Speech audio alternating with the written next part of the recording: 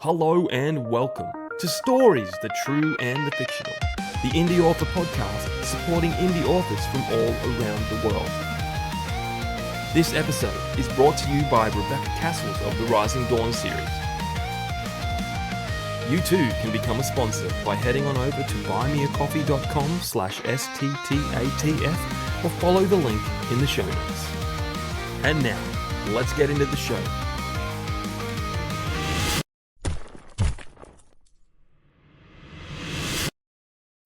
Warning. Listening to this episode may cause your TBRs to grow in size. Hello guys and welcome to another episode of Stories, the True and the Fictional, the indie author podcast supporting indie authors from all around the world. I am one of your hosts, Jay O'Brien. With me always is our resident reader, Ryan. How you going, Triple R? I am living the dream, my friend, living the dream. I am definitely enjoying the book that I'm reading at the moment. It's by our friend of the show, Timothy Robert. I think that's how you say his surname. That's it. It's his new book, Flame of, and I'm going to probably not pronounce this correctly, Alamadraz. But there's two A's in it. So, Alamadraz, Flame of Alamadraz. It's the fantasy I love. You know, a young boy who's a shepherd in a small town ends up being the chosen one, and goes on a journey. It's very similar. I messaged him the other day and I said, I'm really enjoying your book because it reminds me of David Eddings a lot. He does party fantasy really well. So I finished Crownfall, which was absolutely amazing. I know Michael Vadney was working on it for a very, very, very long time, and it is perfect. I couldn't fault anything with it at all. It was a long fantasy, 480-something pages. Absolutely loved it. So make sure you check out both those books if you like your fantasy. And the only other thing I really did is I saw Supergirl last Sunday.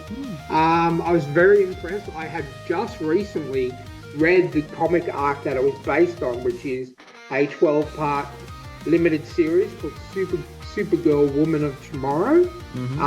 It's what James Gunn does best. It's a space story. So it pretty much, like 99.9% of the time it's on another it's up in space, and they do a great job of giving us Kara's origin but not oversaturating, the whole story with it. They do the origin to the comics, which I was expecting because James Gunn is very loyal to the comics. Jason Momoa as Lobo was spot on, absolutely fantastic. The story was very, very, very, very close to the comic. A lot of people are a bit iffy about the ending, and if you guys have seen it, I'm sure you know what I'm talking about. Look, let's just face it.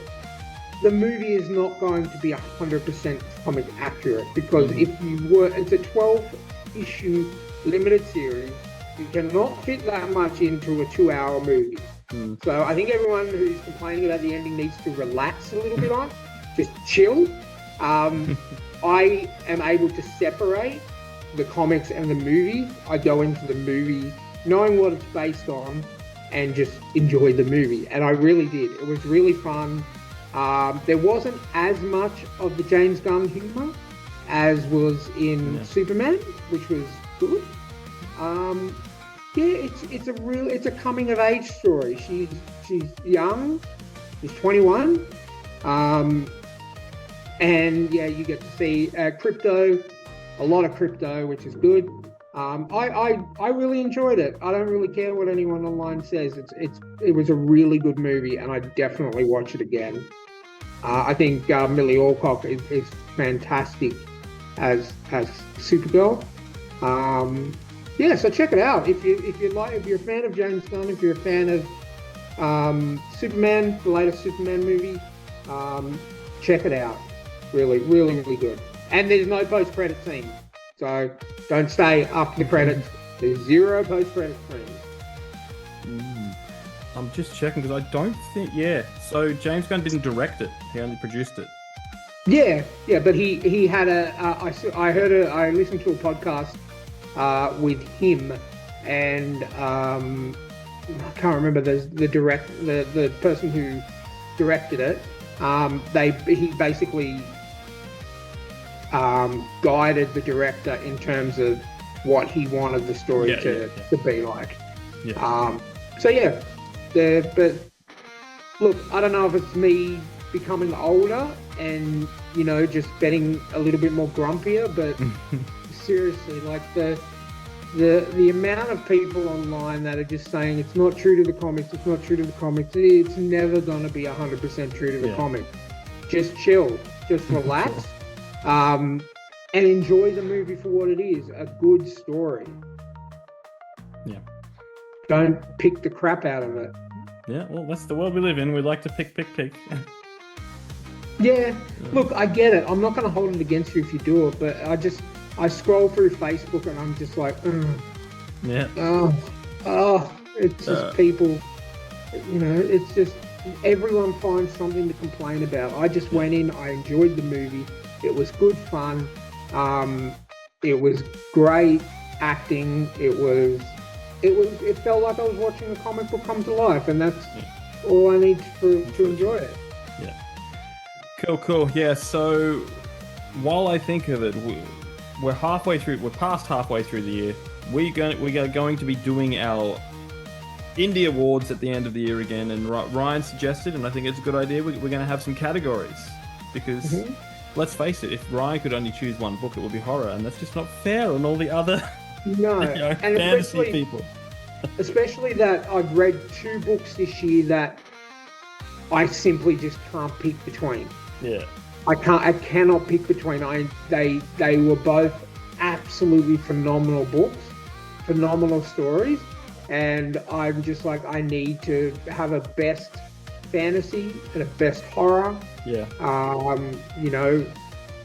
And we can have some other categories as well. I think, as we grow as a podcast, I think the awards should grow a bit as well. That's it. Yeah. So we got a whole lot of ideas for that coming, guys, but we will, reveal them later as we develop it, and jump into our Discord, because we do a lot of discussion in there too. So reach out, we'll give you the link. There's some great stuff going on in there. Buy some merch if you want to support the show.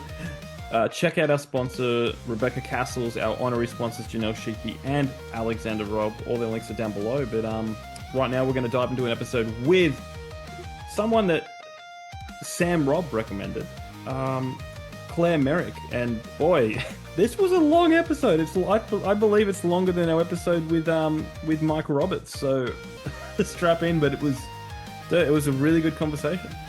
Yeah, no, definitely. She's a lovely person. Her writing journey is a bit different than a lot of other people. She has a lot of experience in that department. And it was a great chat. We talked movies, we talked books, we talked everything you could think of. It was a great talk, great chat. So yeah, guys. With that being said, let's go talk to Claire Merrick.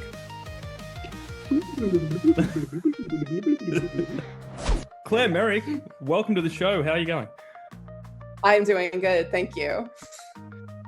The first question we always love to ask is, who is Claire Merrick? Claire Merrick is I guess I can say I'm pretty brand new. I became a published author this year, in fact, although I've been writing for many years, and interestingly enough, I have all of my work is different types of writing. So I do I've worked in public relations. I have worked as a news producer, which probably was what sent me on the horror fantasy route, I think, after doing that for 7 years, but writing a lot of 20-second blurbs of the news, and decided when I did that for 7 years, and then said, I am done writing about 8 hours a day of politicians, criminals, and celebrities. I don't know which ones I hate more at this point. Or which one's which. Yeah, or which one's which. That Venn diagram is getting more and more and more into just a plain old circle. Yeah. But when you write fantasy, you can control how much you like the characters, frankly. Most of the time. I will say sometimes they go off on a tangent and I don't know where they're going to end up by the end of it. Tell me about it. Tell me about it. Yeah, so we will dive into a lot of that. I got a lot of questions about that sort of stuff. But we do icebreakers on this show because it's not going to work for Ryan because he already bought your book. He just told me he bought your book before he even came on. So congratulations. Well, thank you. Usually we get halfway through the episode and Ryan's eyes look down and you go, why are you distracted, Ryan? And he's like, I'm buying your book. And it's because of the icebreaker questions. But who knows? If you answer these poorly, then Ryan might return the book. No. My wife's in hospital at the moment. I was there yesterday, and I got the sheet. Jamie sent me the sheet for today, and normally I go on Amazon straight away and have a look and make sure I have the right author and what kind of style you write. You don't want to introduce Jane Smith, the romantic author. Exactly. Bring on exactly. Yeah. So I found the cover for your book and I sent Jamie a message. I said, is this the Claire we're talking to tomorrow? And he said, yes. And I just looked at the cover and I'm like, yeah, I love my horror. I'm a massive, massive horror nerd. Anything and everything horror I will devour. So I saw the cover. I'm like, I'm going to buy it now because while I'm at the hospital, I do a lot of reading. So I haven't started it yet because I'm one of those people who I need to finish the book that I'm reading before I start the new one. But I'm almost finished it. So I will be starting soon. I'm looking forward to getting into it. Thank you. Well, that's me as well. I just got back from LibertyCon, which is a science fiction fantasy convention in Tennessee. So, of course, that means I now have a small stack of books to add to the stack of books that I still need to read right now. Yeah. Yeah, I have that many books that I have to read digitally. On my Kindle app, I've now got 206 in my TBR. But in saying that, I do read from like 7:30 at night till 1 in the morning every night. So I get through them. I've read 25 books. I'm halfway to my goal of 50 books for the year. And we're about halfway through the year, so I'm kind of on track. I was going to say. So he looks forward to reading your book in 2029. No, it'll definitely be any horror jumps the queue.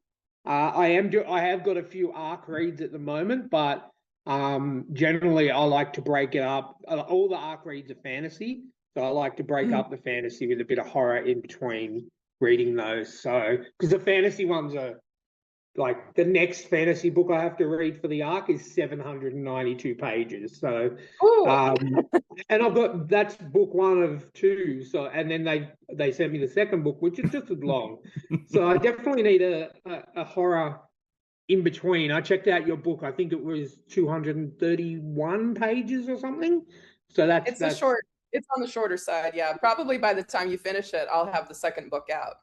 Awesome. That's what I like to hear because as soon as I see I followed you on Amazon and I love getting the alerts on my Kindle app that says new book by this person, and I just buy it. So yeah.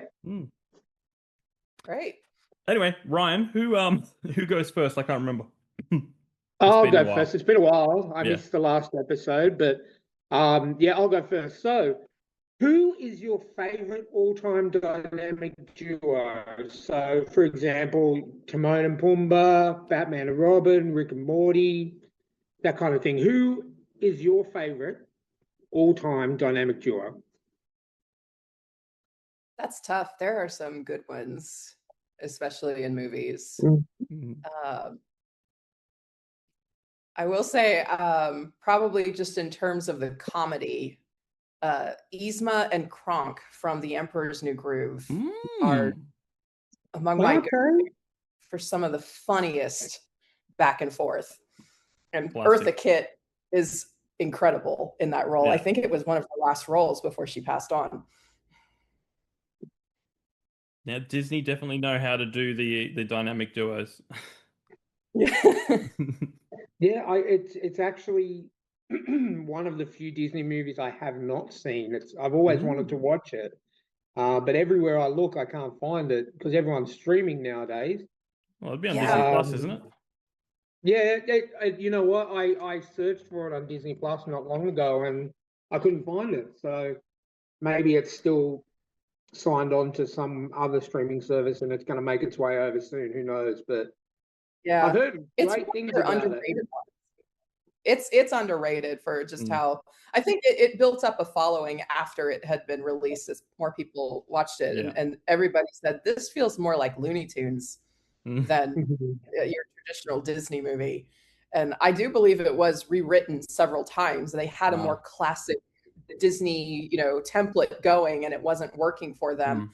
So, but it really does feel like they just, wrote every scene to be as funny as possible. And then when they started recording and editing, they kept adding more and more funny stuff in there. The slapstick is great. That's got to be a nightmare for the people in the editing room and the animation room, because they'd be like, "What, another joke?" Oh, yeah. But the timing is another. They nailed the timing on the jokes. Yeah. Oh, awesome. Well, I'll definitely be tracking that down soon to see it. It's on your TBW. Yeah, pretty much. That's way longer than my TBR at the moment. But yeah, I'll get there. Yeah, cool. All right, what is something on your bucket list?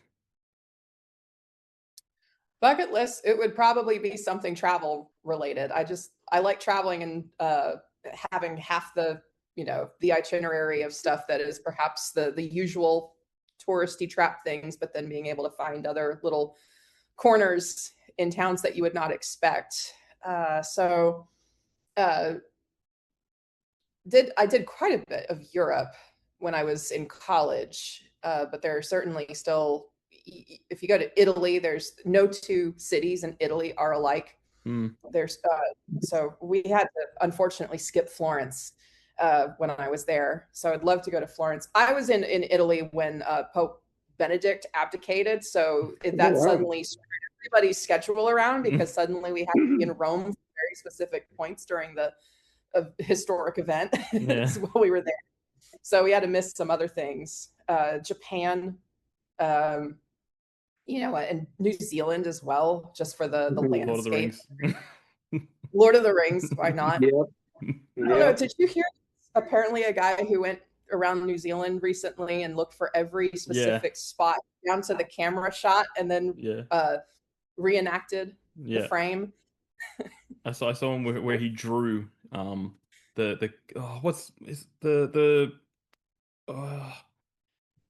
it's the one with the cities built into the mountain. It's the name is Minas Tirith. Yes. Minas Tirith. Yeah, he finds he finds where that was filmed, and then he just draws the castle. I like the one of him mimicking the orc's head on the pike with his tongue sticking out. Yeah. He's just like, It's New Zealand's absolutely beautiful. I went there 13 years ago with my old man. It's just the fact that you can be in the capital city of Auckland and drive for 30 minutes and it's just lush green farmland. It's just insane. It's such a beautiful country. And I was a nerd as well and I still am, and went to all the Lord of the Rings sites and tours and all that kind of stuff. So it is really good. It's really, really lovely place to go. Yeah. All right. Question number 3. Okay, Jamie's going to bring up a visual aid for this one. Something that I'm sure you're very familiar with, the lovely monument Mount Rushmore of 4 influential presidents of their time. So given that this is Mount Rushmore, what would be on your Mount Rushmore of television shows? So your top 4 favorite shows that you've rewatched and watched again, and that you believe would be on the Mount Rushmore of TV shows.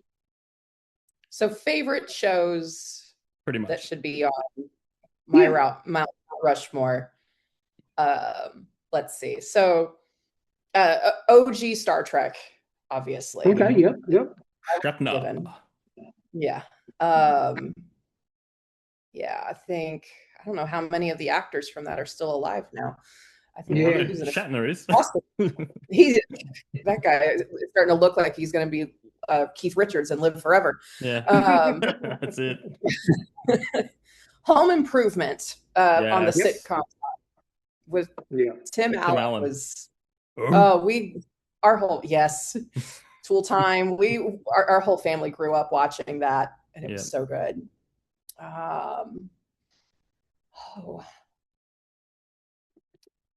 I have a soft spot for NCIS. Yep. Mm-hmm.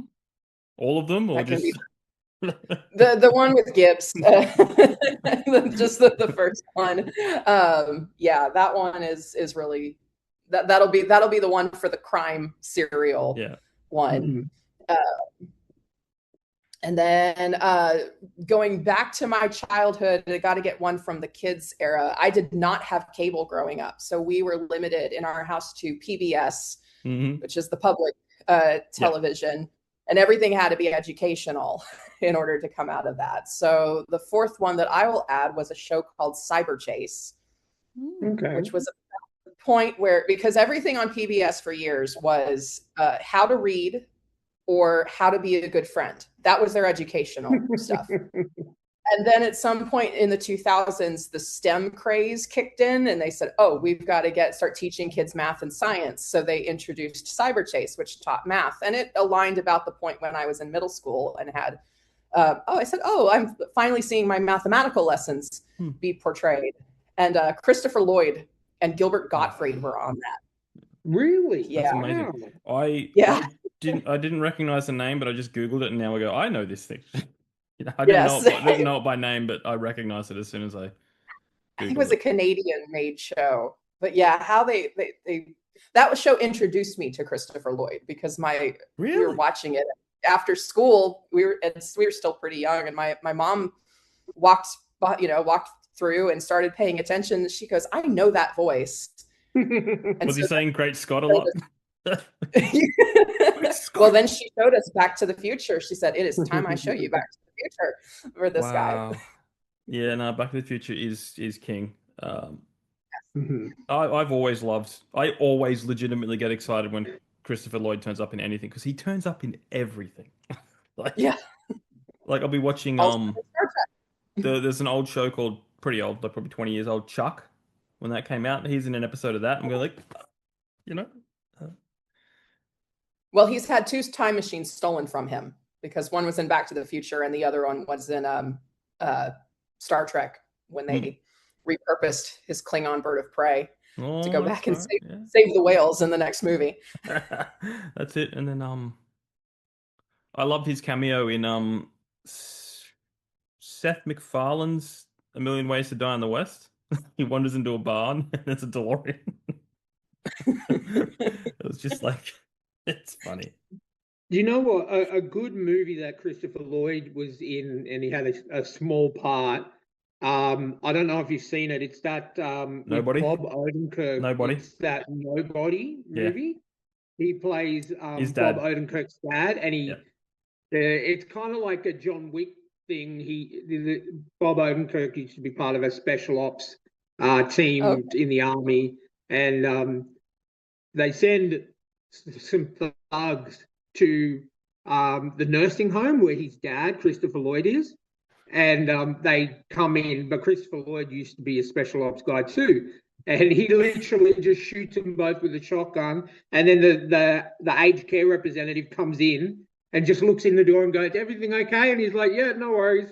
And shuts the door. He's got 2 dead bodies on the ground. The thing you're forgetting, Ryan, is that they ran in there because they thought they saw gunshots, but then he just turned the TV up. Yeah, that's right. Yeah, so it's just like gunshots are coming from the TV. It's so he pops up in so many things. Like there was like a B-grade horror movie called Piranha that came out probably like 10 years ago. No, and he it'd had be longer, really man. small part It would in be that. longer. It'd be way longer. Probably, yeah. but he had a small part in that as well, and he just pops up randomly in things that you don't expect him to be in. Yeah. So yeah, it's good. I'll have to put Nobody on my list of movies to watch. There's two of them. Piranha, Nobody one, Piranha and was Nobody two.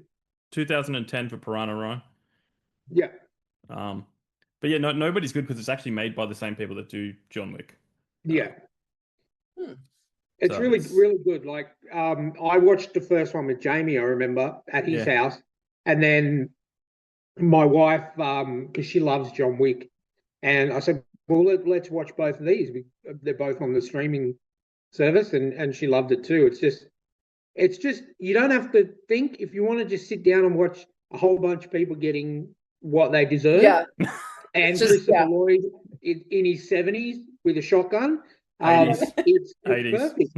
Because he's almost 90, man.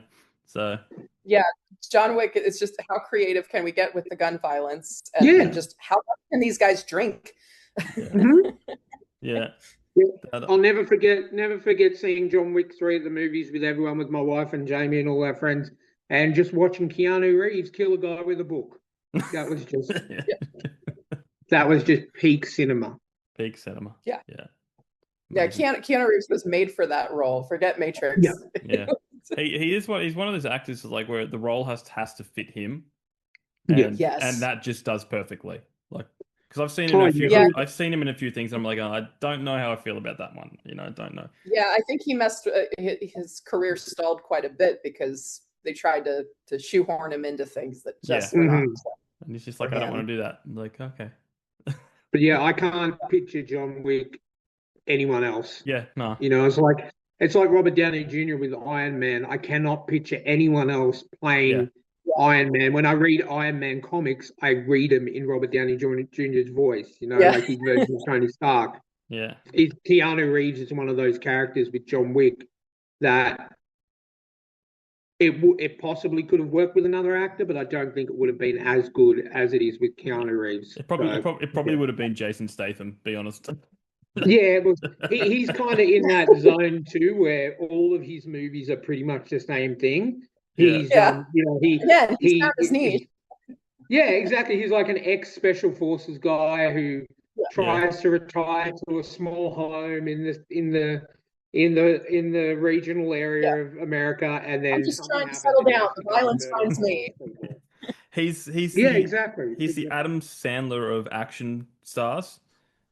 Every now and again, there's a real gem, but it's the same formula, it's the same thing, and then you go, wow, that was a good one, Yep. Oh yeah, and you know what? I love that about him because you know what you're going to see when you go into a Jason Statham movie. Like, it's not like you're going to go and see the new Jason Statham movie and it's going to be a love story, unless it's a love story between him and a knife.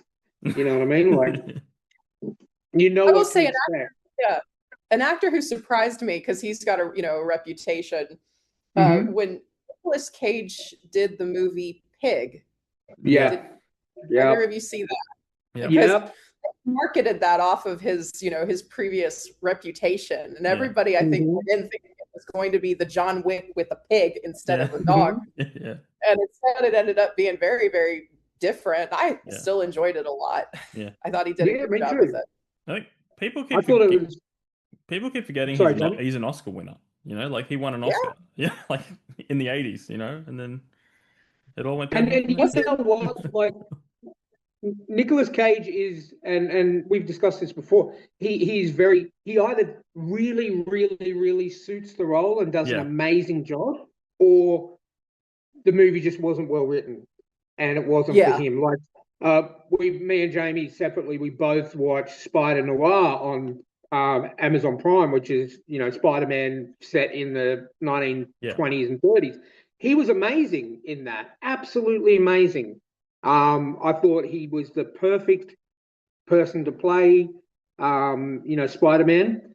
Yeah, he's either really good in the movie or the show, or it's just horrible. Like, there's been some horrible Nicolas Cage movies, but when he does movies like Face Off or Renfield or Kick-Ass, Yeah. Like he just fits those roles perfectly. National And treasure. he's another guy that like I just cannot picture anyone else playing that role. But then he does movies where I think he just does it for the money. Yeah. And it's just like there's a movie called Willy's Wonderland, and he doesn't speak in that movie, I think, until like at least an hour and 5 minutes into the movie. And he's in the movie the whole time. He just doesn't speak. He just but character he's a actor. janitor and he drinks energy drinks and he's fighting demons and stuff like that. But he doesn't talk until like 20 minutes before the end of the movie. Yeah. But he indulges in just the crazy side when he needs to. Yeah, if it's a bad 100%. he makes himself the best part of the movie. Yeah. 100%. He's a great actor, and he I if I see a Nicolas Cage movie, there's a 90% chance that I'm going to watch it. Yeah. Especially lately, he's been on fire lately. Renfield, I don't know. Have you seen Renfield? No, I have not seen that one yet. I haven't seen Spider Noir either. Although I've heard Spider Noir is great. Renfield is amazing. He plays Dracula, and he is just phenomenal. Jamie will agree with that. He really leans into the role. Like he's just like, let's take Dracula into the next level. Like he's just very like, it suits him. It's a good thing I have a weekend here because you're giving me all these movies I need to watch. We're creating you your TBW. Yeah. I'll give you one more Nicolas Cage one, which was a recent one that me and my wife watched. It's an Australian movie called The Surfer.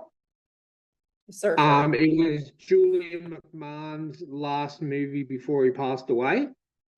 It's set in Australia.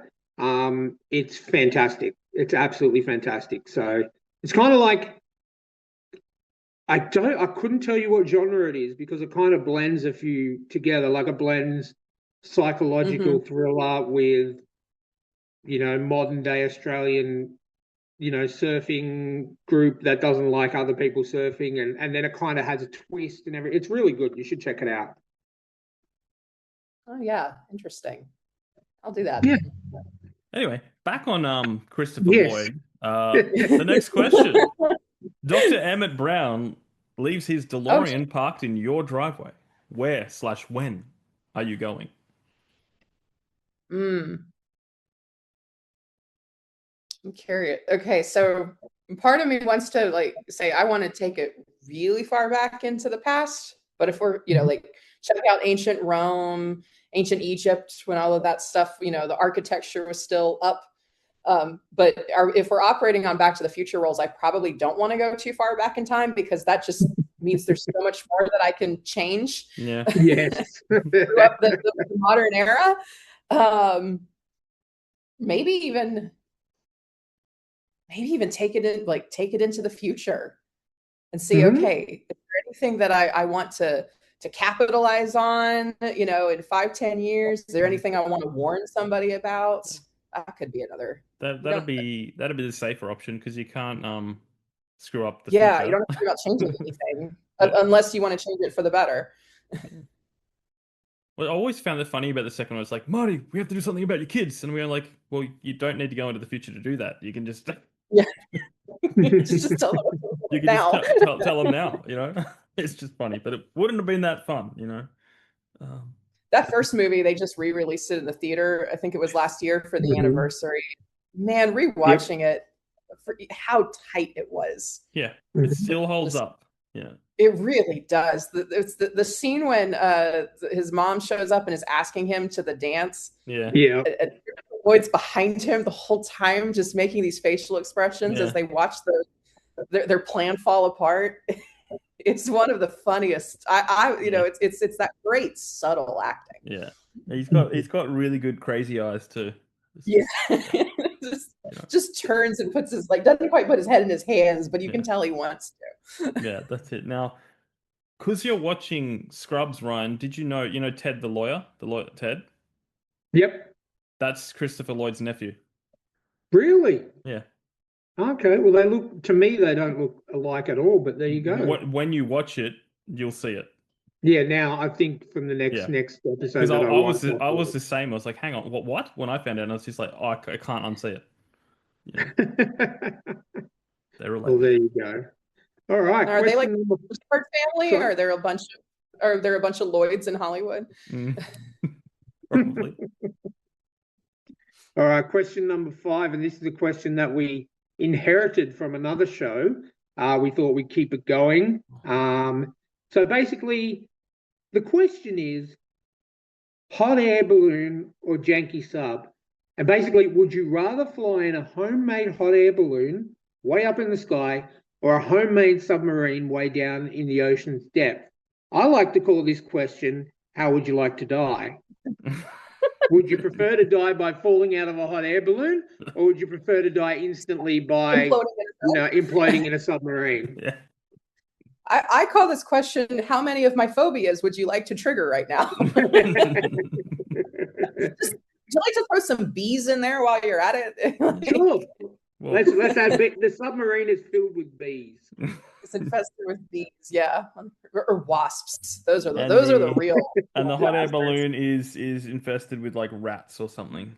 And then Spiders. Jason Statham's in the submarine too from the beekeeper, because he'll beat up all the bees for you. Well, then that gives her a way out. You can't keep adding a way out, Yeah. Oh man. Yeah. Heights, claustrophobia, bees. I don't know. What do you want to go with? I guess I'll go with the hot air balloon, because at least then I'll be forced to look at some pretty sights before everything falls to pieces. Literally falls to pieces. No. I think in the sub, I would just be huddled in the corner and say, when is this going to be over? Oh, look at that. Ryan won't be happy. The hot air balloon is edging in front. I'm team submarine, because I just want to I want my death to be quick. I don't want to. If a submarine implodes, it happens in a second. You don't have time to think or know, you're gone. With the hot air balloon, if the bottom falls out or you fall over the side, depending on how high you are, you've got time to see your death actually coming to you, and that freaks me out more than actually just get the submarine just imploding and I just go. Do you know what I mean? That's why I don't want to have time to think about my death or have, see the ground knowing that there's nothing I can do to save myself. I don't like that. But I will say there have been people who survived at obscene heights, falling from obscene heights. Wasn't there one skydiver whose parachute failed to open and she survived because right on the way down she hit a telephone line? It slowed her down. Yeah. Okay. I've seen trees as well. It broke the momentum just enough that she walked out. I think she broke every one of her limbs along the way. You never know. Yeah. But that is the psychological experiment of it. It's and it's not like, you never know. It may survive. There you go. Yeah, maybe MacGyver built it for you. Yeah. Well, if it's an action movie, if it was made by the hero, then they're going to survive just barely. If it was made for the bad guys, it's probably going to look a lot nicer and it's going to fall apart. That's it. I think honestly, I would probably rather die than fall out of a hot air balloon and break every single one of my bones and spend months and months and months and months in hospital. I think, you know what, just take me now, Lord. But you will get millions of dollars in a book deal. Yeah, and a Hollywood movie. I can't write. In a Hollywood movie. Yep. I've tried. I'll have to get Jamie to ghostwrite it for me. Yeah, just get a ghostwriter, man. I can blemish it, I'll get Nicolas Cage to play you in the movie. Ghostwrite my book as ghostwriter.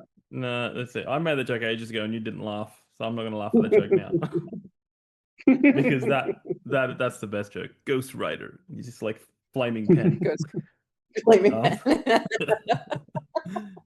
or flaming typewriter. Depending on the era.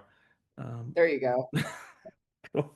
Well, we're at the end of the icebreakers. I think you succeeded. You did very well. So let's get into the good stuff. Tell us your author origin story. How'd you get to the point where you wanted to write a book? Yeah, I alluded to it earlier. I was fresh out of college. I went into the news industry and was writing, and I was actually a third shift person, what we called morning side, because the show that I was in charge of came on at 8 a.m. And that meant that I had to show up at midnight and put it together, assign parts, fill in, the section for the reporter, write it all. And then actually the end of my day was what people see live on air. And then 2020 shook the world. And then, so one day they told me in the office, that was the last day I was going to be in the office for some time. They said, we are sending you home with 2 desktop monitors and the computer tower and the keyboard and the mouse, and find somewhere to put it. You're going to be working from home, which, and of course, a producer, I'm a poor, impoverished producer. So it's this little apartment, that I'm living in. The setup took the entirety of my little dining room table, and I'd be, working in the middle of the night. It's pitch black outside, putting the show together, calling into a conference at, certain hours of the day as we get closer to make sure everything's arranged. And then, but the odd thing was, it actually gave me, I started finishing my show earlier than what I would normally do, because I did not have all of the distractions of working in a newsroom where the phone is going off all the time and your coworker wants to come over and start talking about something that does not concern you when the clock is ticking. So I would suddenly be finished with the show and have a couple of hours to do nothing. And it's dark outside, so I can't even go out, and so I would grab my laptop and just start writing other stuff and writing little stories and coming up with things like that. And that went back to when I was a kid. I remember when we upgraded our Mac computer. They were still called Macintosh computers back then. They were about this thick, Yeah. But when we upgraded to a new one, they would move the old one into one of the children's bedrooms. And my sister and I got that one. And I think its storage space was measured in kilobytes back then. And, but it had simple text and it had Adobe PageMaker. So I would, as a kid, be writing stories with that. So then I got another job a few years after that and thought, okay, at this point, do I want to actually consider trying to sell my stuff, which is a big step. And so I started looking up, at this point, I think it was 2023, and I started Googling fantasy and science fiction events that were happening near me. And I found one that was happening that weekend in nearby city of mine in Durham, North Carolina, and it was called Fantasy. And I said, all right, I can go there and go there on a Saturday. And so I started going, and I loved the layout, which is what a lot of the cons are, where you have just a series of hour-long panels, and they're all in one hotel, so you can jump from one topic to the next. But it was small enough that I was able to reach out, talk to one of the guys after he had gotten off his panel. And I just said, I'm new to to all of this. I want to get published and I have no idea where to go. And turned out he was in fact an editor for a publishing wing at the time. And he said, well, let's just go over here near the bar and talk. And I think we ended up talking for about an hour and a half. Very, very nice. And the piece of advice he told me was, if you come back to this con next year, come for the whole event, but come on Thursday, because everything starts on Friday. And on Thursday, all of the writers are showing up, and they've still got energy because they haven't been through a weekend's worth of convention. And you might have a chance to actually talk to people and other things. He gave me a great deal of advice, but that was the one that paid off, because I did go back to Fantasy the next year. And sure enough, on Thursday, I was able to sit with the different writers who were there, and eventually even some of the convention organizers. And then I think by Saturday night, one of them said, well, let me grab Kevin Eikenberry was one of the guests of honor. and she said, let me just grab him and tell him, you're interested in eventually getting into the business. And he walked over and he said, do you have a manuscript? And I said, yes. And he pointed at two of the editors that were within, eye distance, and said, send your manuscript to them in 10 days. And he said, that's to show that you are committed. I said, okay. So I'm like, great. Can I, at least you gave me 10 days because, I can go back and look at my manuscript and pray that it makes sense. But I did, I sent it to them, and each of them got back to me and were giving me some feedback, because you when you're a writer, you don't know what you don't know. Mm-hmm. So they're like, oh, you need to work on this. You need to work on this. I would recommend you do this. But one of them said, if you're willing to make those changes, I will recommend this book for publishing under with our publisher, which at the time was, so Canon Publishing, which I ended up publishing a separate short story with them. They have a series of shared universes within that, military sci-fi and urban fantasy settings. So I did a short story with them. The editor-in-chief was creating a fantasy publishing company called Selene Press, because he wanted something that was a bit more, that could cater more to a fantasy crowd rather, and grow out from Canon, which was becoming more of the military science fiction side. And he said, well, I already had a manuscript pretty much in the works. We were making those edits. And he said, do you want to publish it under Selene? And I said, yes. And so as of 2 weeks, it has been published. Nice. Awesome. And that just proves, like, over the last probably 5 years of doing these interviews with different authors, Jamie and I have built some really good relationships with a lot of authors. And it seems like that your story is the way to do it, because a lot of other authors, have similar stories where they've just been in the right place at the right time, spoken to the right person, and off you go. And that's, always, for me personally, I'm not a writer. I'm the reader of the podcast. Jamie's the writer. But for me, I could imagine once you get your first book published, in terms of nerves and anxiety, I'm sure they're still there, but I'm sure it lessens it a lot. Okay, I've got the relationship with the publisher. They're happy with my first book. They've published it. Does it make it easier in your mind to know, okay, the first book's done, I can now keep going? In a way, it feels more like a job now.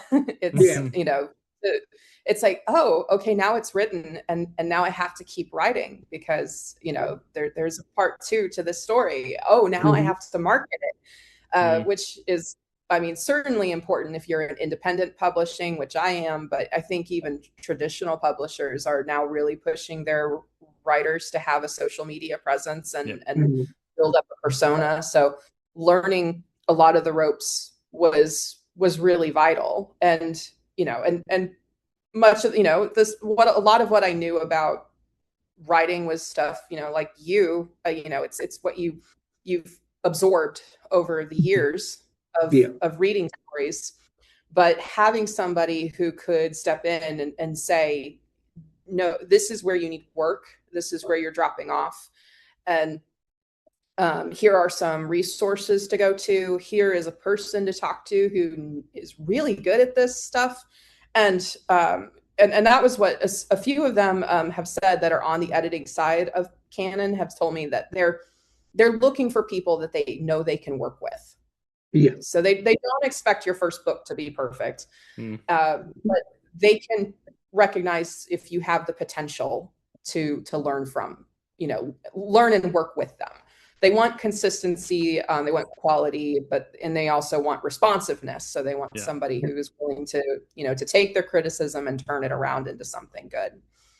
But you also get beta readers, because they'll, the fellow authors, you can reach out to them and say, will you read, hey, this is my, my final draft before I send it to the editor. Will you look it over? And I had other authors with Canon who did that for me. I was able to do that, in fact, for another one of their authors who just put out the first of his new science fiction series and everything. So it's the relationships are really important. Yes, it's what you want. Yeah, and like Ryan was saying, like the indie community is so helpful. Like people just support each other like nothing else. That's what I found. Maybe I'm just in the algorithm's working for all the nice people because I don't see any negativity out there, you know? We love that. Yeah. And I've heard horror stories of people who, who stepped on one another, tried to push people down. There are, in every industry, there are people like that, but perhaps it is the nature of the indie scene that you have to grind a lot more, and if you can build, it's good for everybody to be supporting the resources in creating a good, ecosphere that everybody can thrive in. And then, of course, just you want to be able, when somebody, especially if you're going to the same conventions, you want to help them. Yeah. Oh, definitely. And, I got off Twitter when it was Twitter a long, long time ago because it was just so toxic and everything like that. And then I came back to X about halfway through, probably 3/4 of the way through last year. And I just have authors.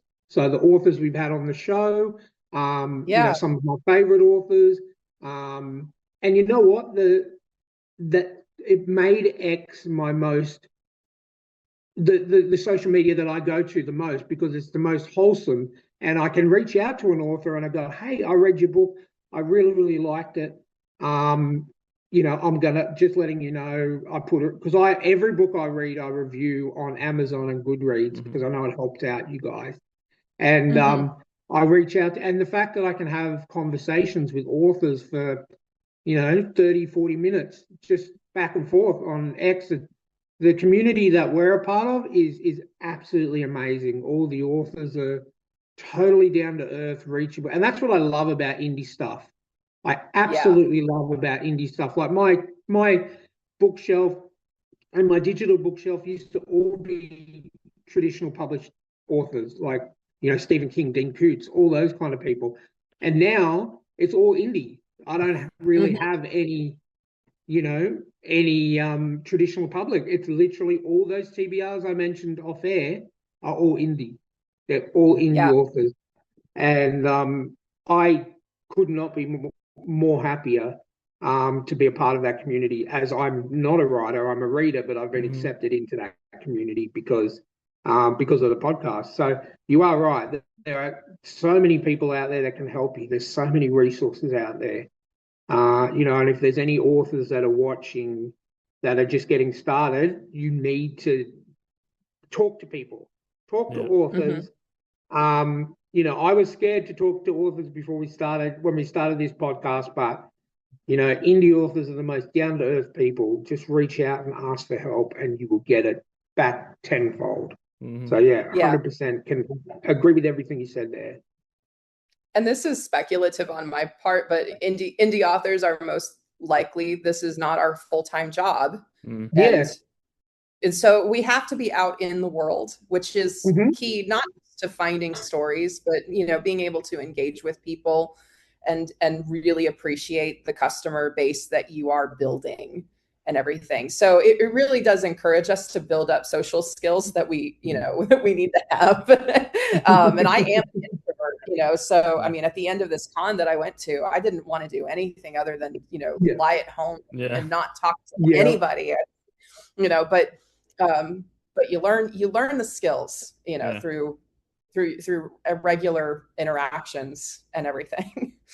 I call myself a fake extrovert because I am very introverted and I just force myself to talk to people. We have to clarify, introvert is not antisocial. No. It's I'm the same. I'm a massive introvert, but when I go out, I'm the social butterfly. Like, as I mentioned, my wife's in hospital at the moment. We were in the emergency department yesterday, and when she went in for some tests, I started talking to the person next to me. But when I got home, I just needed to sit in a quiet, dark room for a little bit just to wash the hundreds of people off me, you know? It's just, I get it. And you know what? I think that's why I relate to a lot of indie authors, because, you know, I feel like they're more like me. Yeah. And I think that's what attracts me to their books. And you know, I read the book. I still say, whenever I read a book and I finish a book, I'm like, I cannot believe that I've spoken to this person and I know this person, and you know, I've messaged them on X and we talk regularly. I cannot believe it, because to me, the indie books that I've read over the last 2 years have been tons and tons better than any traditional stuff I've ever read. And I have not read a bad indie book yet. There has not been an indie book that I've started that I have not finished and absolutely loved. And I'm sure I will be saying the same things when I finish your book as well, because I bought it just by looking at the cover. I'm like, yep, that's my cup of tea. I want to read that. I hope you do like it. I'm sure I will, definitely. Speaking of, let's bring it up and have a... I thought that would be a good segue. Jamie. It's more smoother than the Christopher Lloyd segue.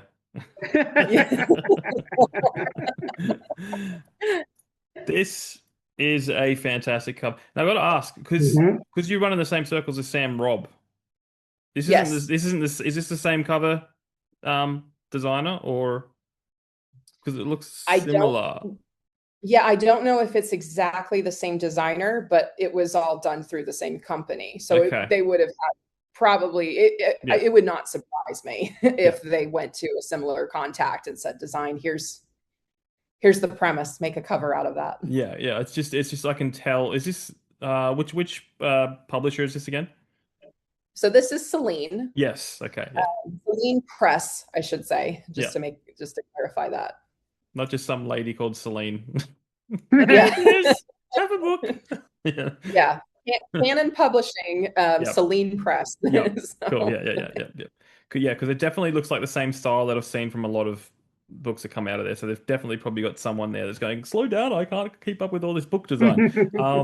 So do you just want to tell us a little bit about the cover? Like, how much involved were you in the process, or did you just palm it off to them and go, whatever you like? I palmed it off to them. I trusted them. I mean, I've seen, some of I've got the book from the Fae Wars series that I worked in, so, I mean, I was pretty confident in what they would do.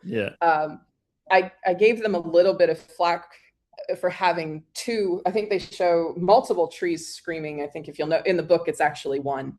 So there's some dishonesty on the cover, but it looks, the way that the trees are framed and everything make it look.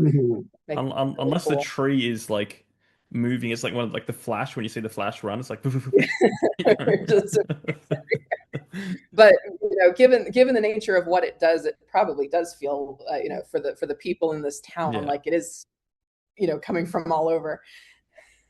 So on an allegorical sense, I don't know what the correct term would be. I think it is still accurate. But it is very, very stunning cover. What do you think about it, Ron? I loved it. Like I said to you, when I found it, I found it yesterday on Amazon once you sent me the run sheet. I looked at, and I think you mentioned to me before I went on Amazon that I think your words were, it looks really creepy. And I was like, yep, cool. I'm all about that. I jumped on Amazon yesterday, and as soon as I saw the cover, I didn't even read anything about the blurb. I didn't read the synopsis. I saw the cover and I'm like, yes, please. And bought it straight away, because I knew that, just from looking at the cover and seeing, getting a rough idea of what it's about is just, it's definitely going to be, right up my alley. So I love it. It looks, it looks like a good horror cover. It's got, darkness around it. It's got, obviously the entities in the book, the just obviously trees or a tree, sorry, and it's causing a lot of trouble for these for this young girl, and I'm sure for other people. So I'm looking forward to getting stuck into it when I finish my current book. Yeah, it definitely evokes the setting. For me, Yeah. Writing urban fantasy, the setting is so important. It basically it needs to be a character unto itself. Yeah. And and for me, I'm heavily inspired by, much like how Stephen King was inspired by Maine, and Lovecraft was inspired by the New England area. I've grown up in the American South, and we are very heavily. A lot of places around here are former textile towns, and so when I grew up, age 3 to 4, maybe 5, we had our backyard and we had a swing set at the very edge of the property line, and there was just a big brick wall, and I would swing and I would push off of the brick wall to gain momentum. And to me, that was just, it was a wall. I did not conceive of the building that was a part of it, but I'm pretty sure that was an old textile factory that was pushed right up against our lot. And one week, we went up to visit my grandparents who live in Wisconsin, and we were there for several days. Came home late at night, and Mom and Dad put us kids to bed right away. And we woke up and we looked outside, and the wall was gone. It was just a pile of rubble. Wow. They had demolished it while we were gone, and we watched for the rest of the summer as they converted it into a parking lot. And so there's this automatic spooky element, and I lean more, it's sort of like the difference between a horror movie and a slasher movie. The horror movie is more about the mystery versus the spectacle. So I'm more for the mystery element of it and not the jump scare element.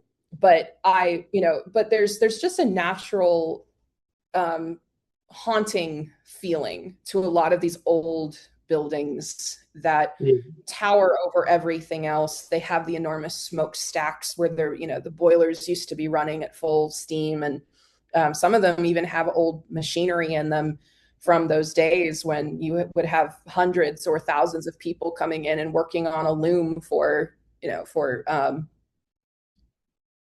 however, a couple of dollars a day back then. So you just imagine for the buildings that exist still, it just feels like something supernatural could move in when the humans move out. Yeah. No, definitely. And I've read and seen enough horror to completely know if a building is abandoned or condemned, chances are you're going to get something in there that's going to, either scare kids or brutally murder them. So either way, I'm happy with that. Do you want to give us a brief rundown of what the story of the Screaming Tree is? Like what basically for people who like the cover, but they want to know a little bit about the story before they make that purchase. Yeah, well, the Screaming Tree is a character. It is, in fact, 2 characters. And there's a bit of an origin story behind that because it is based off of a real tree. But it's it divides this small town in Tennessee. It divides it perfectly east to west. And the first thing everybody notices about it is that it just looks dead. Nothing ever grows on it. No birds will ever nest in it. And yet it's always growing. But its most notable feature is that it has 2 knotholes on either side, which resemble faces. And they are each looking out over each side of town, which they have claimed as their own, because these 2 spirits that have been trapped within this tree for who knows how long do not like each other. And that is where screaming comes from. When their feud reaches a fever pitch, the screams can be heard throughout the town. And they're very fickle. They have special demands of how each side of town has to, to look, what they have to do to keep the peace, which the people of this town have figured out and compiled into a series of rules. And so that is the dilemma that the new girl in town, she is a fairly young girl named Bia, who is moving in with her family into what looks to her like a dream home. Mm-hmm. It's bigger than anything her family's ever lived in. It certainly sold for a lot cheaper than it looks like it should have. So, but then they are handed a list of, here are the rules for your side of town. Follow them, and the tree will not hurt you. Things do not go according to plan, because one day she wakes up and there is a kind of a young man. He's basically hanging out in her mirror on her wall. Oh, wow. And he says, I'm from the other side of town. I can't get out, I can't leave right now. I need you to protect me from my enemy who controls this side of town. So that is how she ends up in this whole mess, is protecting the spirit from the other side of town. And she goes a bit teen detective and decides, well, I'm going to figure out why. And that's where the story really kicks in. So the first question I have is, when the family buys the home or moves into the home, were they not told, or was it just, or did they think it was a joke? they were told, but that is the nature of the rules, is they seem rather benign when you look at them. It's like, okay, these are the rules on what you can paint the house, on what you can have outside. And there's reasons that they moved pretty quickly and thought, well, in the grand scheme of things, this is a pretty small inconvenience. But once they get there, things start to get a little bit more complicated. I will say this, and Ryan will probably understand this, but like, I feel like these screaming trees just sounds like your typical Australian local council, like we will mess you up if you don't adhere to these rules, because ours are pretty full on. The first question that Bea asks her dad when she sees the rules is, are we part of a homeowners association? Yeah. No, it's a really, really cool concept. Where did it come from? Like, how did you build this myth or this story, however you want to see it? Yeah. The tipping point, what really set this off, was my friend was getting married, and I was a bridesmaid in her wedding. So like every bridesmaid who realizes, oh, I need to lose some weight. So suddenly I need to think about getting in shape. And so I started jogging quite regularly, and I developed a route around my neighborhood. And at the time I had been working on a different story, which I think I have shown it to one person, and it was getting very ambitious. It had all of these universes that were starting to collide. And I thought, okay, this is not ready. I need to set it aside. It had been my life for about 2 years. And I said, okay, I need something else. But I need to keep writing. I need something new. I challenged myself on one of these particular runs, said, I'm going to look at something around this route and see if I can create a completely different story out of it. And about 2/3 of the way through the route, I was focusing, in fact, on a tree that, as I got closer, I said, oh, it has this enormous knot hole on the side, and it looks like a screaming mouth, and a very unhappy screaming mouth at that.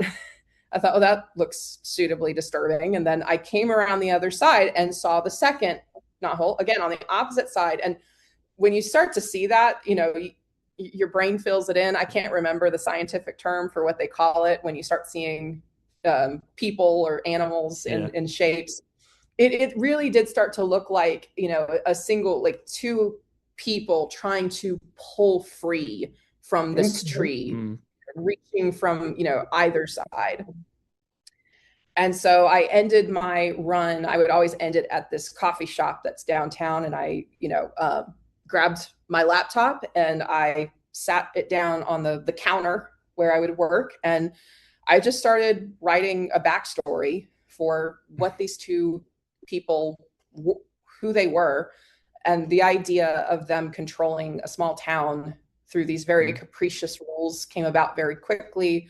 The character of Bea, because that's the next step, is, okay, now I have a premise, and now I have to figure out the hero. And your hero is basically the person who looks at what everybody else just says, well, that's the way it is. your hero is usually the one who says, but is it though? Does it have to be that way? And that became Via. In fact, a lot of that character work that I wrote that day turned into, I think, chapter 1 or chapter 2 of the book, explaining who she was and how she ended up here. That's amazing. So is the tree still there? Is it still around, or did it creep enough people out? It is. But it's at the center of land that my city is turning into a garden, a big old community garden space. And so I was a little nervous when I woke up one day and they had put little pink ribbons around half of the trees. Yeah. And I saw a pink ribbon on mine. And I went, oh no, what does that mean? And fortunately, I do freelance work for our local newspaper, and I go to the city council meetings. So I knew who to email, and I said, do not. You're used to me asking questions. You're used to me asking questions for the newspaper related to what they're voting on. I am asking a completely personal question. Is this tree going to make it? And he said, as far as I know, it is. So it is still up. And as far as I know, it will stay put. That's right. Because I'm saying when this book, takes off and gets turned into a film, you'll have a little plaques underneath the tree. And this is a tree. It would have turned me into a literal tree hugger. Holding on to it. Not this tree. Not this tree. And they're like, no, it's not because I care about the environment. It's because I care about my story. I care about my money. No. How do you think I made this book? I cut down trees, but not this tree. Oh, that's great. I think the trope in going back to the story, I think the trope of a family buying a beautiful big house for way under what it's worth is one of my few favorite tropes in a horror movie or TV show. Always know, the dad will say, the kid will be like, I don't want to move out into this small town, and the dad will be like, well, we got a really good deal on this big house, and you have your own bedroom, and it's never ends well, and it is one of my all-time favorite tropes of horror. So I'm definitely looking forward to reading that, because whenever that happens, it never ends well. No. No, one of my favorite lines that I wrote in here is they start asking, well, what happened to the person who, the people who lived here before? And they said, well, there was a man, he was very old. He fell down the stairs.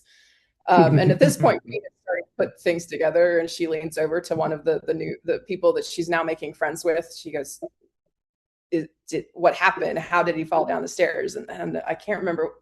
Like he says, well, they haven't proved it wasn't an accident. So, he's really cagey. I like that kind of stuff. They're the movies that I only can watch by myself, because my wife does not like horror. She gets scared really easily. So while she's in hospital, I'm watching all the horror movies on the big screen. That I normally have to watch on my tablet at night in bed. So that's a whole new experience. It's a lot bigger now. Like the only ones she will watch are the slashers, like the Friday the 13th, Halloween, that kind of thing, Scream, anything supernatural, like what your book is sounding like. She's like, nope, I'm out. Nope, I'm out. So I'm really looking forward to reading that. 100%. I literally think that it is, I say it a lot, but I think this is going to be my next read after I finish the current arc that I'm on, which I'm at about 78% now. So I'm very close. I'm really looking forward to checking it out. I'm with you on I'm looking over at the book series. Hang on, I have it off to the side that I'm reading now. In terms of fantasy, in the science fiction, this is what I've been reading. Oh, wow. Right now. Yeah. This is the second in the series. This is you compare it to mine. Well, that's the thing. I have this rule when it comes to horror movies. I know it's going to be a good horror movie if it goes for no longer than 1 hour and 45 minutes, because all the horror movies I generally watch are between an hour and 20 and an hour and 45. So the same applies to books. If I'm reading a fantasy, I know it's going to be like a 3.5 hour Lord of the Rings epic. So it's going to might take me a couple of weeks to read it. But I know with a horror book, like for example, the last horror book I read, not the last horror, but one of the horror books I read this year from one of my favorite horror authors, Janelle Schiecke, was Spider, and I finished that in a night because it was only 123 pages. So I like to have that, like my entire TBR is literally half fantasy, half horror. That's it. So I like to alternate so I don't get sick of one genre. And especially with the fantasy arcs I'm reading, the one I read before, this one I'm reading is 330 pages. The one I read before was 498. So they're big chocolate. There's a lot going on. Yeah. So I really, really like, having a little bit of a break in between reading the fantasy. And horror is my genre. It's my favorite genre for everything, for games, movies, TV shows, books, comics, everything. Real life. Real life, yeah. No, but I definitely tend to err more towards your book's style of story in the horror genre. So yeah, I know I've said it like 20 times already in this interview, but I'm really looking forward to reading it. Yeah. Thank you. I was not, it was funny when I started writing it, I didn't think of it in terms of horror. And maybe, I don't know exactly why that was, even though you would say, but didn't you literally started with the idea of a cursed tree, like that's why, perhaps it was because I grew up on mystery novels, Boxcar Children, and then graduated to Nancy Drew and Trixie Belden, who were all the teen detective types of stories. Although some of those could get really scary. Nancy Drew had a knack for getting kidnapped and locked up in dark corners that you weren't quite sure how she was going to get out of. And so it was only, when I started working with the editor, they started promoting it as horror. I went, is it really horror though? I thought it was urban fantasy. And then I started thinking about all of the things I didn't know. Wait, hang on, I'm murdering people. There's yeah, okay. Yeah, these are horror tropes. I get it. Yeah. I mean, there is, and I know this is going to make me sound really silly, but there is a fine line between horror and a lot of the fantasy, because I just finished reading about a week and a half ago. I finished reading probably the best fantasy book I've read this year, which is Michael Vadley's Crownfall. And a lot of people die in that book, like massively. Yeah. It's and you know what? They're just done in different ways. So urban fantasy, you could still classify your book as that, and it's just a darker urban fantasy because it does involve, cursed things and entities and stuff like that. Yeah. Well, and some of the best horror is the stuff that's just implied. Yeah. Yes. That's what I love. When you start thinking about it, and the one that I thought, I was on a panel at LibertyCon this past weekend, and it was on about the allure of dark fantasy and everything. And as our moderator pointed out, there are a lot of dark fantasy elements in Lord of the Rings, which nobody thinks of. But, and Tolkien certainly, I mean, this was a man who had seen the horrors of that real life can throw at you just in his own life. But, and his philosophy was to really, to show, like the how dark it can get, but that elevates the light of the heroes, that they are willing, their heroism shines through their willingness to go up against such terrible things. But I use the example of the short story The Birds, which was ultimately source material for the Hitchcock film.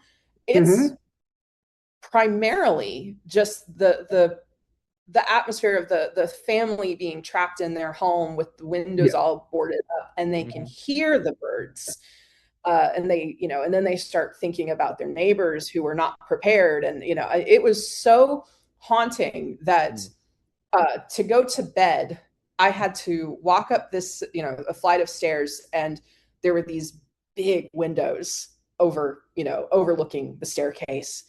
I ran past them for a year. I'm sure I was a night owl, so I would always be the last person to bed. My parents would be in bed and they would hear me walking up the stairs, and then the last steps would be boom, boom, boom, boom, boom, boom, boom. Yeah, the last push. Yeah. Yeah. I totally agree about I not that I haven't had any scares from horror because I'm just weird. But the implied horror, the I much prefer the horror where you can hear it but you can't see it, as opposed to seeing the thing in front of you and it just murdering you. Like you were saying with the birds, they boarded up all the windows, they can still hear it. And the whole thing of you sitting there thinking, are they going to get through? Are they going to find a way to get through? Rather than just having them straight up attack you, with none. That horror is, to me, in my opinion, 10 times more terrifying than seeing, a demon or a serial killer or something in front of you, and they're like, I'm going to kill you. But the implied horror is like, where is it? Where's it coming from? That would be a lot more terrifying, I think. Yeah. Well, we've all been there where we're going about our day and we're used to the sounds of that. And then there's another sound or it's slightly different. Oh, what was that? And you're that is when your imagination kicks in. Like you said, see it. Yeah. Yep. I two stories, but the first one, I live in a town where there's only one street with streetlights. So it's like surrounded by national park. So a few times, this would probably be 20 years ago, I went for a walk, and there was two girls sitting on their front porch of their house. It was pitch black. They were just sitting there going, yeah, and then I just for a joke, I just stopped and went, I just made a like that, and they were like, literally like, did you hear that? And then I waited, and I got a little louder, and then they ran inside screaming. So that was stuff like that. But Ryan, back on your not being creeped out by horror movies, do you think would be different if, let's say that, I don't know, you watch Blair Witch Project for the first time and then you found yourself in the woods? Like, would that increase the chance of you being creeped out? Or did the fact that you just watched it? Me personally, no, not at all. But I think with normal people, 100%. But have you tried that though? That's the thing. Well, you made the suggestion, I think, a couple of episodes ago that, let's go in the woods with a projector and watch the Blair Witch Project. Would you be freaked out? And I'm not really. Yeah, but how do you know if you haven't tried it though? I am willing to try. Like, my goal in life, Claire, is to find a horror movie that will scare me. Unless it has spiders, because he's terrified of spiders. I'm a massive arachnophobe. I cannot deal with spiders or anything like that. Spiders are real fruit in your neck of the woods. Like, yes. Well, even last night when I got home from the hospital at about 9:10 at night, and I'm in a wheelchair because I lost my leg a couple of years ago. So I have a driveway that I normally just zoom straight down, get to the front door. And I was trying to unlock the front door with no light because I stupidly didn't put the porch light on. And then it came on with the motion sensor finally. Because I'm in a wheelchair, it generally doesn't pick up the motion because I'm not tall enough. So I have to normally like push myself up like that to get lights to come on. And the light came on, and I was trying to get the key in the door, and I looked to my right, and it wasn't big. It wasn't big at all. It was probably about that big, but it was I would say an adolescent version of a spider we have called the huntsman in Australia. Those are the big ones, right? Aren't they? Yeah. And I swear to God, I was thinking, I'm glad I didn't do it. I was thinking of just hitting it, but my walls are brick, and I would have damaged my hand. So I literally undid the door, got straight in quicker than I reckon the flash could have done it. I was in, grabbed the fly spray. I have a little, like my door has a little, about that big, little window thing that I can open to see outside. And I saw it, and I sprayed it through the window thing. And then this morning when I took some rubbish out, it was definitely gone. But I plan on leaving its body there as a warning to any other spiders that if you want to come in here, this is what's going to happen to you. Now, are the huntsman spiders are big, but they're not poisonous? No, they're not. Okay. Not at all. And you know what? They do a lot for our ecosystem and our environment. And I wish I could get behind that, but I just cannot. If I see it, I've got to kill it. I can't just like my wife will catch them in the house and put them in the garden. I'm like, no, I need to know that sucker's dead before I sleep. As if it's alive, it can Yeah, exactly. And but yeah, back to what we were saying. I've been searching for a horror movie to kind of scare me. The only thing that gives me jump scares, and to me that's not really scaring me. It's sort of just like shock. So I play a lot of video games. So the latest of the Resident Evil games has a lot of jump scares in terms of things just popping out in front of you. And I normally play on my laptop with my headphones. So if my wife's watching TV and I just jump a bit, she's like, "You playing Resident Evil?" I said, "Yeah, I am." But I haven't found a horror movie that has, given me nightmares or scared me or, made me want to go home and watch a happy comedy movie or anything after I've seen it. But that doesn't mean I don't enjoy the horror movies. I love them. I love the stories. I just know when the jump scares are going to come, even if I haven't seen the movie before. You can tell. And it's so funny when I'm in the cinema watching it and there's, young people and they just scream that they're scared, and I'm just like, amateurs, seriously. Yeah. And then someone grabs you from behind in the cinema, and you're like, "Whoa!" and he's like, "Amateur." My support worker Ali, who's the guy that drives me to the movies. He doesn't come to the movies with me every week. He has tried that. He asked. He goes, "I'm not going to tell you when or where, but I'm going to do it to you." He's tried it, and it didn't work on me. This is a story that I only just remember going way, way, way back when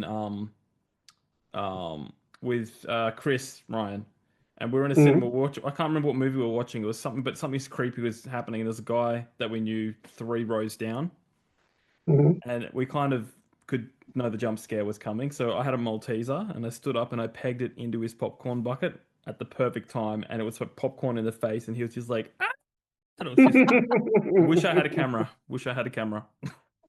Yeah. I haven't had anything that dramatic. I do remember when I went to see Nosferatu in the theaters, there was one scene where, it's like, at first I'm looking at it going, okay, this is building up to a jump scare. And then it keeps going. I thought, or is it building up to a subversion where it isn't a jump scare? You're just supposed to feel that dread. I think it was a pan to an empty set of stairs or something along those lines where I was sitting there trying to dissect, okay, what is the scare going to be?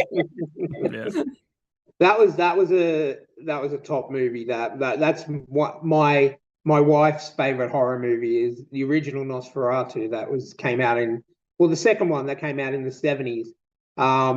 But yeah, the new one we watched with Bill Skarsgård, that was phenomenal. And Nicholas Hoult as well. He was perfect for it. So yeah, very good movie. Yeah, all of the stuff when Jonathan's in, I can't remember, it was still Jonathan, right? It's the name of the character. I know there's different Dracula movies, so I was trying to think if I was remembering it correctly. But all of the stuff when he was in the Bolivian region, I loved that stuff. And that has, what's his name now? He's a British actor. Aaron. He was the one that played the family friend who was married. I honestly can't remember. I can't use my phone to Google it. I'll get Jamie to Google it. Because if I'm on a hotspot, if I touch my phone, the internet will drop out. So. What is the movie? Pull it up right now. Aaron Taylor Johnson. He's an actor. I've started seeing him. I keep forgetting he's Kick-Ass. Yeah, I keep forgetting he's actually British. Yeah, I forget. Yeah, he's one of those.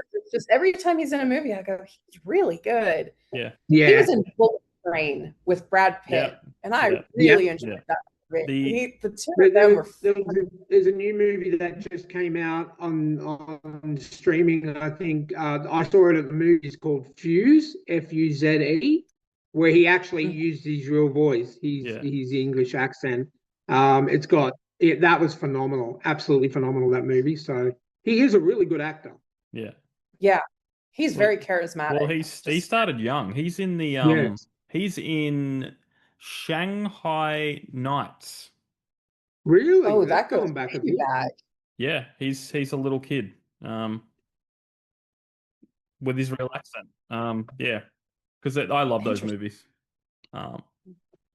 It's like going back because one of Christian Bale's first movies was Little Women, and he was like a little whippersnapper.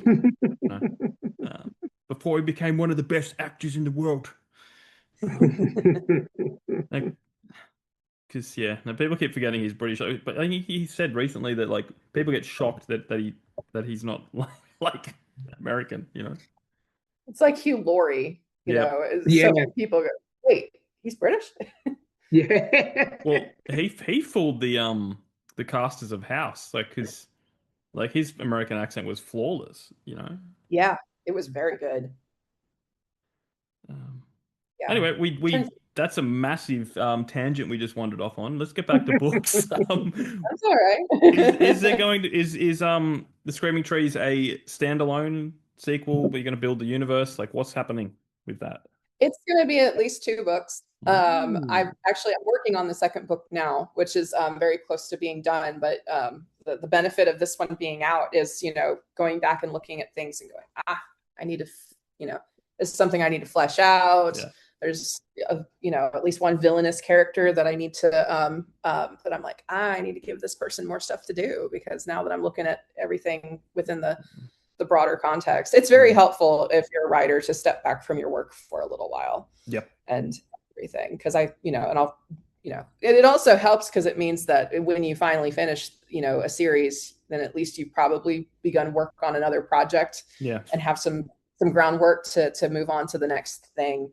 So there'll be at least a second book. I have some ideas, certainly, for perhaps a subsequent third book, which I still need to put a little bit more thought into that one. Now, same characters, sort of thing. Does a new family move to the neighborhood? The third book would follow a different character. Okay. There's the way that I see, I won't spoil anything that happens to be it, but I feel that her, like, by the end of book 2, she will be in a satisfying place where she, like, a good spot to end it. And so, but there are other characters, there's some mysteries that are never fully answered. They're just part of that, but there is at least, a few other characters who, as the result of everything, have a lot more growing to do, I can say. Well, that was a question that I was going to ask when you mentioned it was, there was going to be a second book. Did you end the first book on, a bit of a cliffhanger, or is it just, there are unresolved issues within that story that you feel like you need to resolve in the second book? Do you want it spoiled? No, not spoiled, but like, So there's. Is there a cliffhanger that's going to make you go, yeah, I need to read book 2? You don't have to tell us what it is. So. Oh, I think there's definitely that you'll want to go and, get the next book and finish everything. But naturally, the nature of it is with this book, she's got 2 spirits to deal with. And what I like about it is that each of them, the more you unpack, you realize that each of them have a side, naturally they both think that they're in the right for this whole fight that's been ongoing. There's a reason they haven't let go of it after all of these years. So she finds a lot of information from the perspective of one of them, but the next book will focus a bit more on the other. And that might make her question what she's learned in the first book. Yeah, awesome. Well, yeah. I mean, I was going to buy the second book anyway without even reading the first one, but I just thought I'd check when you said, because normally there's not a lot of horror that sort of carries over, or has a sequel in terms of like yes, they do have sequels, but completely different stories, if you know what I mean. Like, there's not much horror, many horror books, movies, whatever, that continue on from the first book. So I just wanted to clarify that.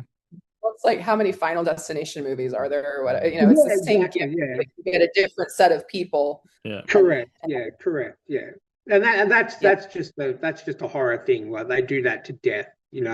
Friday the 13th, they had. We've got 11 Friday the 13th movies. We've got, I can't even count how many Halloween movies now, because they've rebooted the universe so many times. Yeah. It's but I feel like when you have a story and it's, it is a traditional sequel where there's still unresolved things that need to be sorted out. And from the first book, I feel like that is more intriguing than, the same villains but different people coming into the same situation, if you get me. Yeah. No, it's the book originally was just one book, and I started making the edits and working with my editor. I really, there was stuff that needed to be filled out and added more to, and so what happened was the word count got bigger, pretty long, and he's like, all right, well, we have an option now, because either you truncate it back down, with all of that stuff, or we split it into two books. Yeah. And that was the route that we decided to go with. So this was originally one story, but I saw there was a pretty obvious point in the middle of it where I could break, where she's resolved some things, but there are, certainly are still more questions have been raised along the way to finding answers, and those can be covered in a second book. Yeah, awesome. I know the feeling. I'm working on a sequel to one of my books right now, and I'm a 14K words into it, and I'm feeling like this may have to be 2 books, which means the series is now going to be 4 books. Ryan's cheering. Yeah. I'm just like, it's more work than I. Well, technically it'll be 5 books at the moment, including the prequel that you wrote. Yeah. Well, and you want me to do like a trilogy of prequels. Yeah. So I'm just like, geez. Yeah. Well, you left. There's like 100 or 150 years in between where the prequel ends and the main story begins, and there's so much more stuff I want to know about. Well, just ask me, I'll tell you. No, I just want you to write it. I want you to put that effort in. I want to read your thoughts in paper form. Well, and there's it's tricky too. It's figuring out, okay, well, how do you, if it's a second book, how do you produce things and stuff, and that, that you were thinking of, because when it's just one book, you're thinking, okay, I already introduced this character in chapter 2. Everybody knows who they are, or should at least remember them. But now I might have to give them a bit more of a story. I started seeking out some books that were, the second or third in a series, deliberately starting with them just to see, okay, how do they handle this? Which in some cases of the books is literally just, nope, here's the book. Here we're hanging out with all these characters, and we expect you to know them. Yeah. Yeah. So you never quite know. Yeah. We could do like I think I mentioned this before. We had someone on the podcast, Trinity Cunningham, and she wrote a trilogy of books, but she wrote them backwards, like released them backwards. So the third one, and then it's like a prequel and a prequel, and But that's a good way to do it. Yeah, because that's what I'm finding, because I've building this world, which is essentially like 300 years of coverage, pretty much, and I'm going like, how do I tie all this in together? I don't want to miss something. I don't want to, forget something, and I'm constantly having to go. Thank God there's search. You can search in, Kindle, and you can search in all the books and you just write a word, or you write a character, and it'll go, this is there. I can go and see what they said. And how do I describe them? Yeah, if it gets too long, I'm gonna have to, too extensive, I'm gonna have to develop like a little wiki for myself. Yeah, pretty much. Just okay, I need all the background on this character. I haven't looked at them in a year. Click on their name, see what their background is. Yeah. Cool. We've been going a little while, so before we jump into our game, the question I like to ask, and I've forgotten to ask a few times in the last couple of episodes, but like, you've just got this new book out, so with everything that led up to it, is there any advice that you would or anything that you've learned along the way, or any advice that you'd give to someone who's maybe on a similar path to you? Man, I would definitely, really find those editors or beta readers who will give you good criticism from the beginning and be open to that criticism. Mm-hmm. is really important, because I think I said earlier, you don't know what you don't know, and so to have somebody who can point at this and you can tell the difference between, I know some, younger writers especially are worried about being told, oh, this, there's a problem here, but you can tell the difference between the criticism that is designed to give you a pathway to move further on and fine tune your work, versus somebody who's just, being a jerk. So yeah, I mean, really focusing on that, and then building up, writing is a discipline is the other key thing. And when you make that jump from, okay, I'm just writing as a hobby and for the sake of, it being fun, and that is a great thing to do. But when you start committing to the published route, it does become a discipline, and it's one I'm still working on. You have to find time to write. You have to figure out what works, best for you. Do you set aside time for world building on these days? Or if I go into, I call them research rabbit holes, or I will start looking up. It's like, I just need the name of this piece on the second story of this castle, and I don't know. And then, I'm 20 tabs later, and realized, oh, I haven't done writing. So, I try to schedule out my, my writing time to do that. But it's a bit like an exercise workout. You have to, you do it constantly, and you have to do it on days that you don't feel like doing it. Yeah. Yeah, we have a lot of authors that will say, I'm committing myself to, I need to write 500 words in one day, or 300 words per day, whether I feel like it or not. And that's the discipline that I believe. I mean, as I said, I'm not a writer, but I believe it is good to have. If you can do that, even on, like you said, days that you don't want to, I think you're gonna get things done. And within, I think they say it takes 21 days for something new to actually feel like it is part of your life.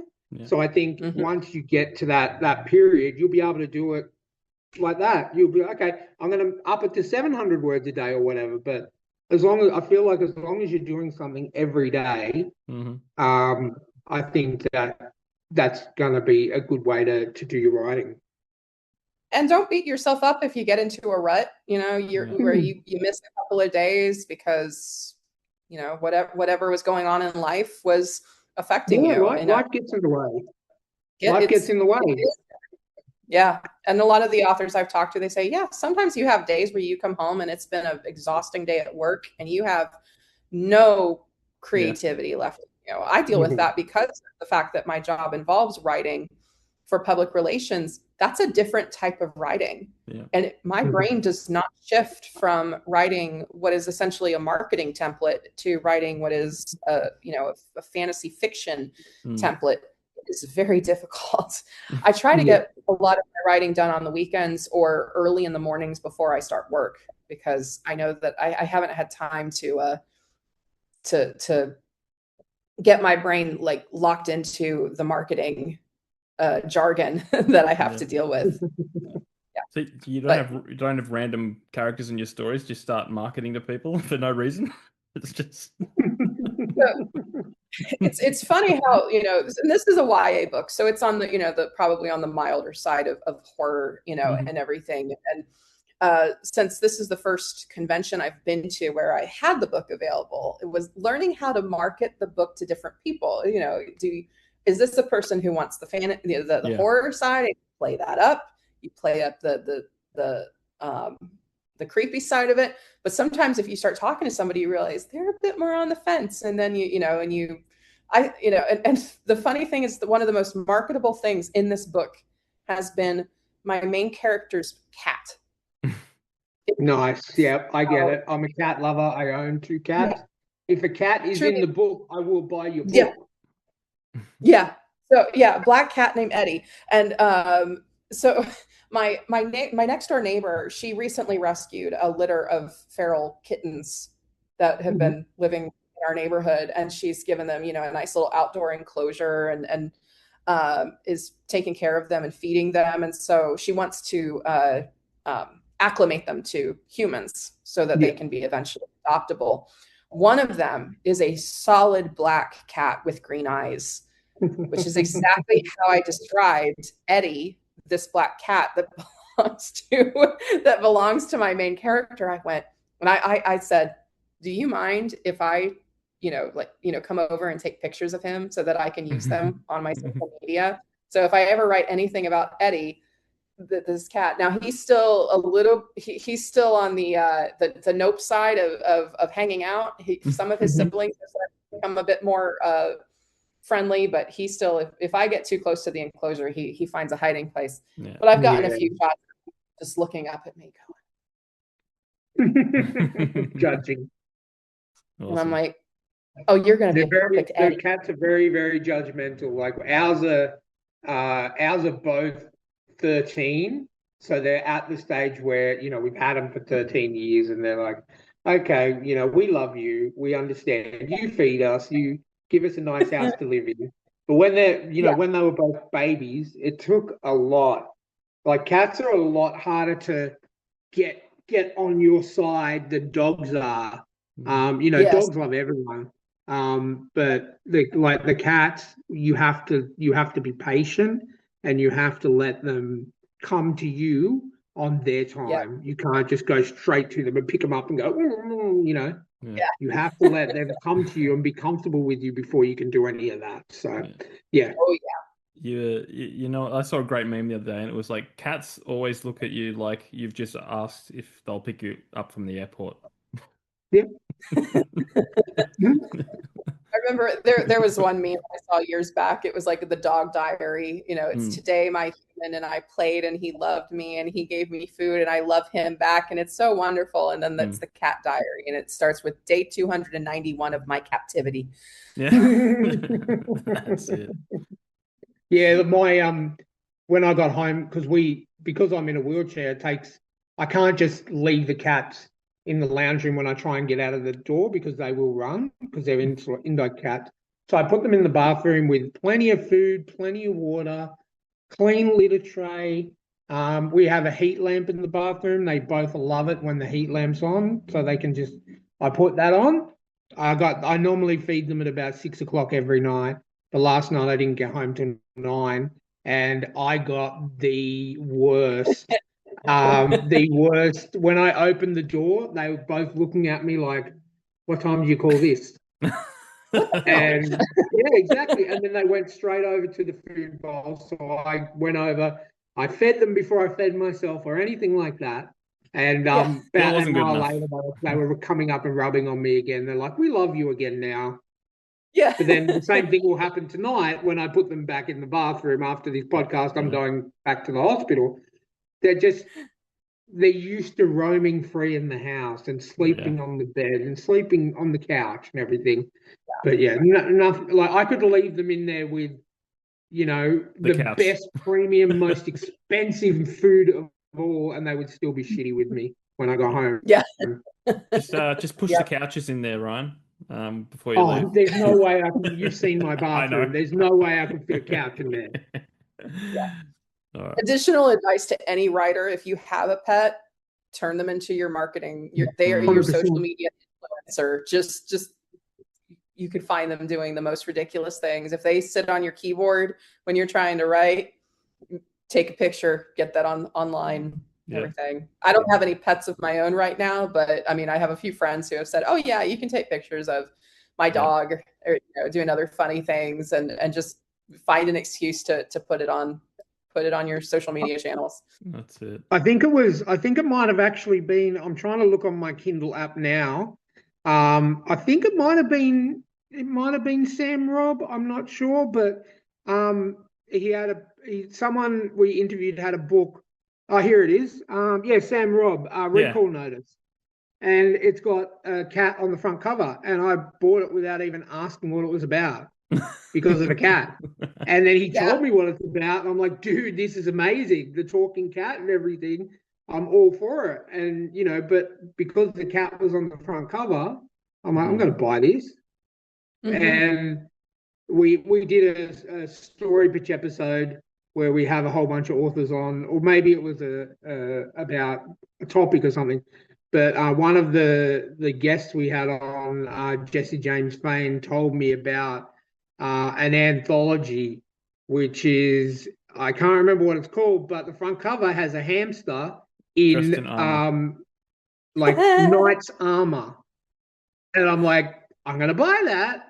And I bought it, and I didn't. It was like it's like an anthology story of stories that he's a part of, and yeah, like I'm 44 years old. If you put an animal on the front cover, I'm going to buy it. I don't think Eddie made it onto this one. There are a few animals in this one. I think, like I went with the trope of the animals tend to always be one step ahead of all of the humans when it comes to the magic stuff. So the birds. I do have one. What's going on? Yeah, I do have one question, and this might be a little spoiler, but that's cool. Do any of the animals die in the book? You're not the first one to ask that. Because I don't take animal deaths well. Yeah, if you don't want the spoiler, all of you viewers, please plug your ears. The animals have way too many adventures to go on to be dying. So in my opinion, and also. It had become a running joke for me, my generation, that every book that we got in school, if there was a dog, the dog was going to die at the end. Like, I mean, it was just about every book that the joke was, if it's a dog and an award sticker on the cover, that dog is dead by the end. So, perhaps as a result, I have said, I'm not doing that again. Here you go, Ryan. Good. War hamster. That's it, war hamster. And I saw that and I'm like, that is adorable. I need to buy that right now. That's edited by JR. That's the one thing about horror movies. Like, I love the Conjuring series of Ed and Lorraine Warren, the real life paranormal investigators, but in every single Conjuring movie, the dog is the first one to get killed by the spirit. And it just makes me, like, if I were to give it a rating, it would drop down 1 star just because the animal didn't live. I always like to ask the question, because if the animal does die, I like to be prepared. Because me and my wife, we don't have kids. We can't have kids. So our animals are our children, and we love them like they are people. I do sometimes get a bit emotional when if I'm attached to an animal in a story on a movie, TV show, book, whatever, and it does pass away, then sometimes it does affect me. So I always like to ask. I have not seen the movie yet, but did you go see Good Boy? Yep. I didn't go see it. It wasn't in the cinemas in Australia, but when it came on streaming, I saw it. I already knew that the dog would live. The dog didn't die in the movie. That was because I wouldn't have watched it. Internet discourse of that dog better not die.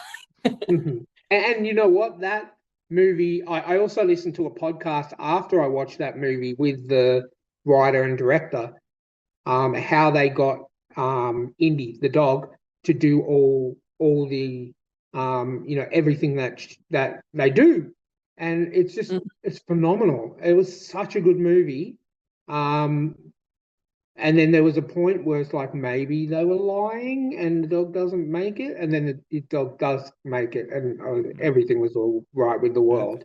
It was very, very good movie. Very, very good movie. And that dog is absolutely amazing. The expressions on its face and the way it reacted to everything was just perfect. Yeah. I do want to see it one day, but I like a lot of people, went ahead and spoiled myself and just looked up, does the dog survive? Oh yeah, I 100%, and I knew it was going to spoil the ending, but I would not have watched it if the dog didn't make it. I definitely wouldn't have watched it. And yeah. There you go.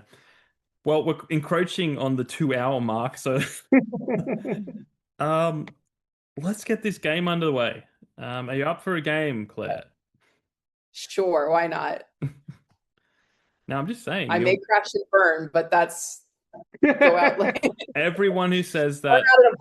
Glory. Everyone who says that does a great job. Okay, so the game is called Story Pitch. There's a setting, a genre, a main character, and a crazy addition. You get to pick a number between 1 and 12 for each of the categories, and we'll tell you what they are, and you got to pitch us a story. Now, there's 4 graphs to choose from, so there's 2 rounds.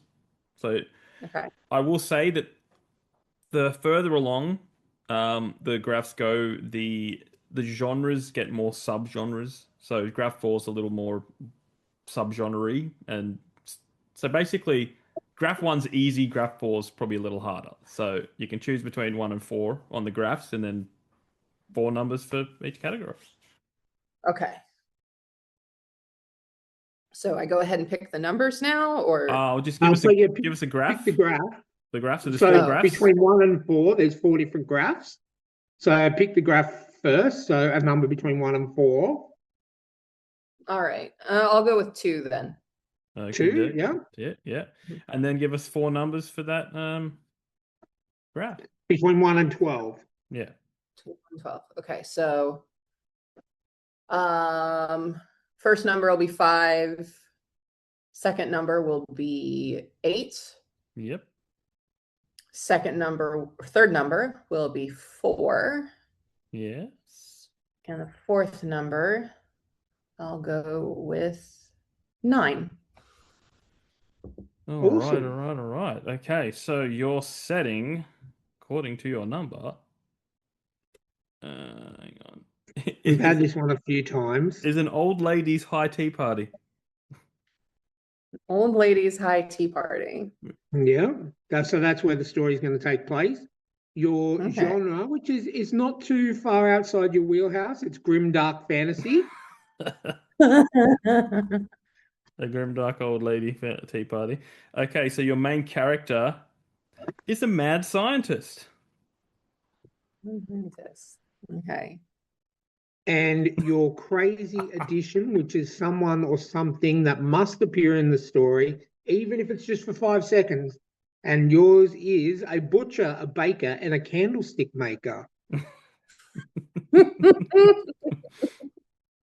So, you've got a grim dark fantasy set at an old lady's high tea party. Your main character is a mad scientist, and you've got to involve a butcher, a baker, and a candlestick maker.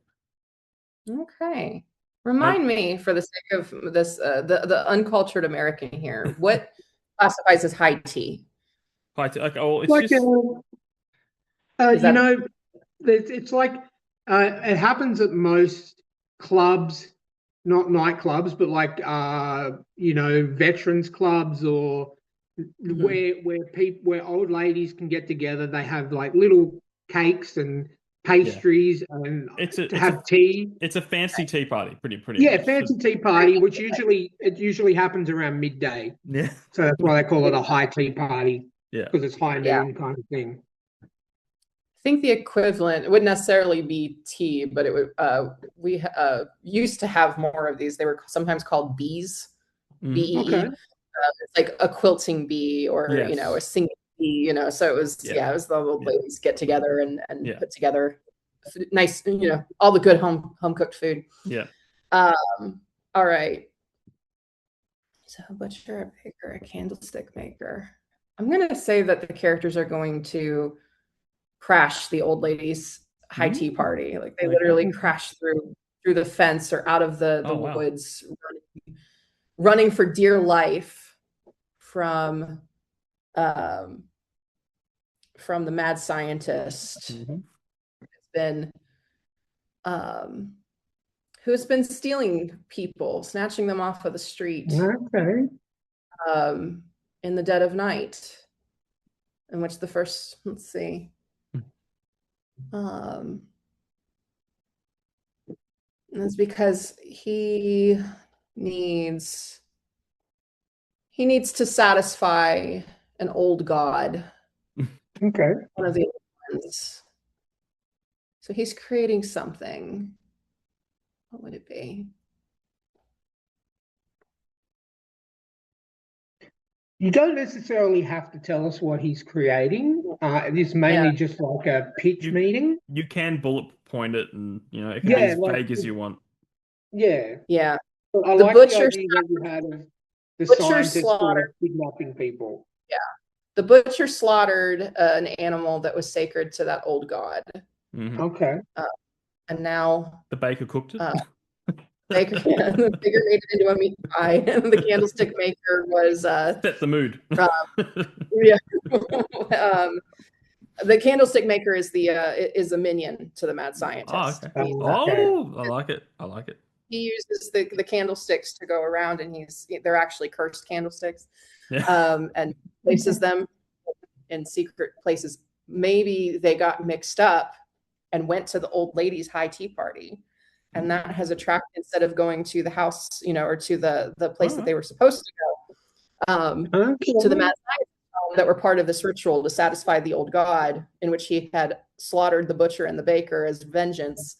Or at least he was about to, and he's left them horrifically maimed, but they are now running for dear life, and they all get attracted to the old lady's high tea party because that is where the candles are.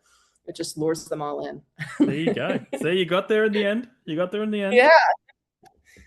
I like it. Definitely, I would definitely approve it and fund it. In my opinion, it's something I'm definitely interested in. You should have seen. So at the Sam Robb led one of the panels at LibertyCon, and it was about world building. So he had us go down the line. There were 5 or 6 of us total. And he said each of you add an element that you would find in urban fantasy or a horror setting, and it was somewhat comical. The first woman at the end said, if necromancy could become a licensed profession. And then we all started building off of that. I think I added the element of, well, what if the government sold it to the necromancy to the lowest bidder? What would happen there? And so it started to sound very comical. And by the time we got to the end, we went, we have just created the most horrific reality. He's very good at this game. He's been on a few times. He was on one of our. I think he was on our world building episode. No, he was story pitch. Second one. I think it was the second one. Okay. Or the first. Second. Yeah. Maybe the first. I think it might have been. I can't remember. No, I think it was the first. Yeah. I'm going to say it's the first. There's been a lot. I think we've done 5 now of those. So. Yep. And getting ready for number 6. If anyone out there wants to join the chaos. But for now, let's do one more round, and then we can let you go, Claire. Okay. Now, you did graph 2, so you can do graph 1, 3, or 4. Okay. Well, I'm curious as to what 1 holds. Okay. The easy option. Is it? Yeah. Well, it is a lot easier. I say that it's also late at night, so that's probably the smarter thing. knock on wood, because we don't know what you're going to do. So either that or my brain will go in a completely wild direction. All right. 4 numbers. Okay. 12. 11. 3. Yeah. 10. And what was the number I haven't used? No, it doesn't matter. It's a different graph, so you can say it doesn't matter what number. Oh, that's right. All right. 6. 6. Okay. We've had a few of these combinations before. 2 of them line up, but this is going to be the setting fun. I don't think we've had before, which is good. There you go. Your setting is an ice tundra. And your genre is just plain, standard, good old-fashioned fantasy. Your main character, however, is a dance instructor. But this profession may fit in with the crazy addition, because your crazy addition, which is someone or something that must appear in the story, even if it's just for 5 seconds, is the entire cast of the Hamilton, the musical. So you can see how it works with dance instructor. Yeah. It's like two parts work. You got a fantasy set on in an ice tundra, and then you got a dance instructor and the entire cast of Hamilton the musical.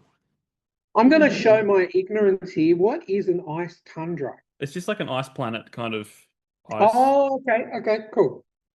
Think Hoth from Yeah, I gotcha. Yeah. From Empire Strikes Back, yeah. Yeah. Okay. All right. All right.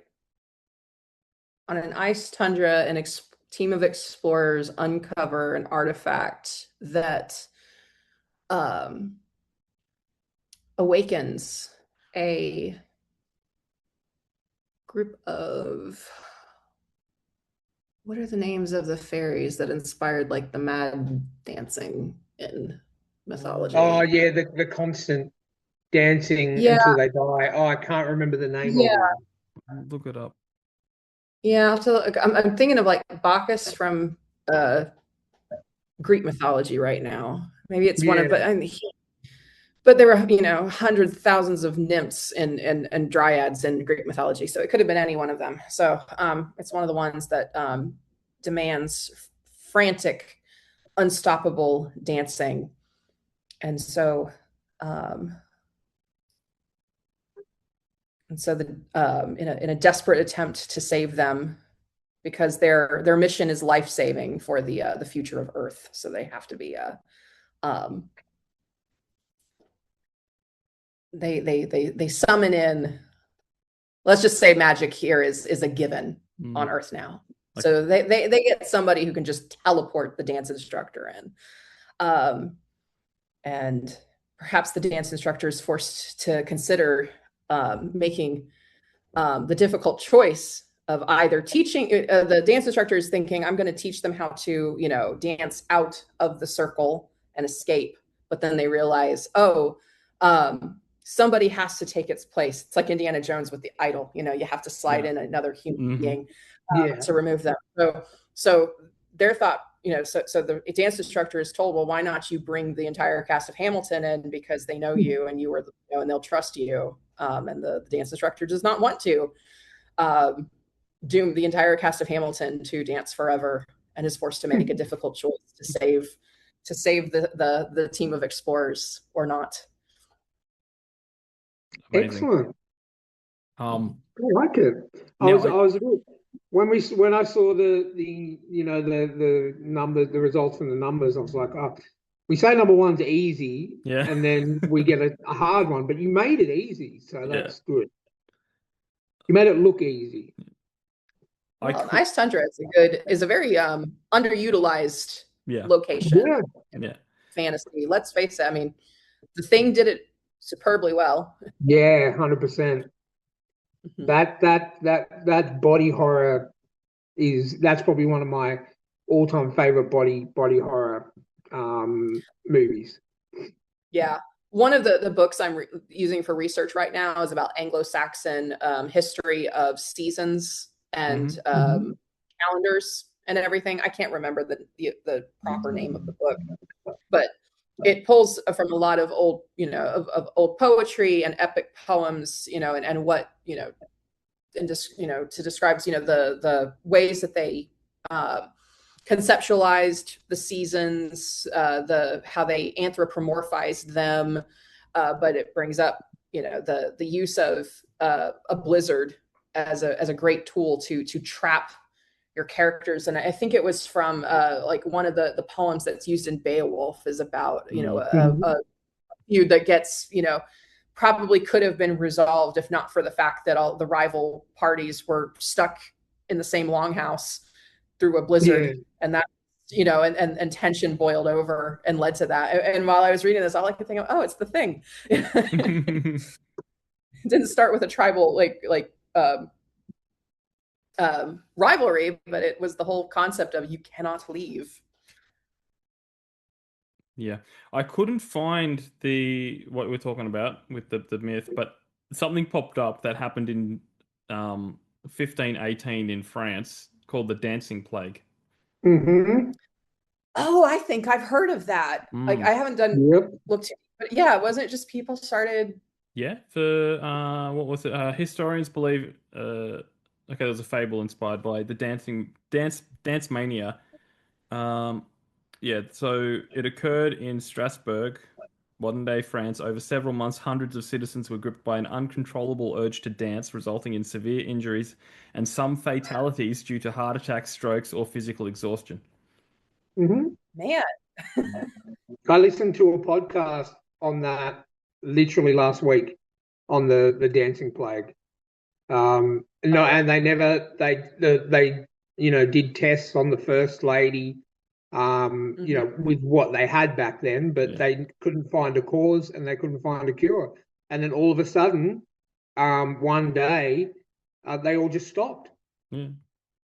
They all stopped and they didn't have that urge again. It's insane. It's one of those things that'll never be solved.